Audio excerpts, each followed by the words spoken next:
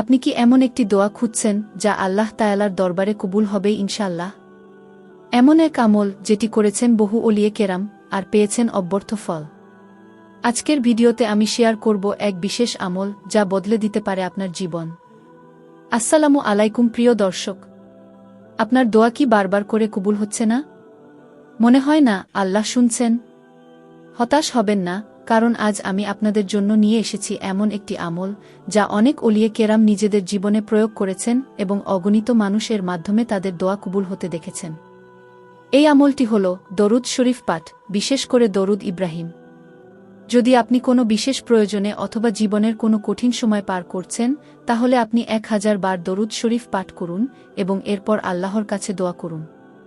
বহু আলেম ও পীরলিরা বলেন, যে ব্যক্তি খাঁটি নিয়তে ধৈর্য ধরে 1000 বার দরুদ পাঠ করে, তার দোয়া কবুল না হওয়ার কোনো কারণ নেই। যেভাবে আমল করবেন: 1. পবিত্র অজু করে নিন। 2. নিরিবিলি একটি জায়গায় বসুন। 3. 1000 বার দরুদ শরীফ পাঠ করুন, 5 ওয়াক্ত সালাতের পর ভাগ করে নিতে পারেন।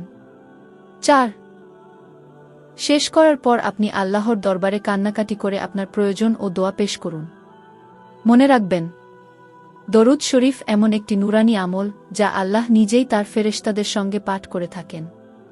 কুরআনে বলা হয়েছে, নিশ্চয়ই আল্লাহ এবং তার ফেরেশতারা নবীর প্রতি দরুদ পাঠ করেন।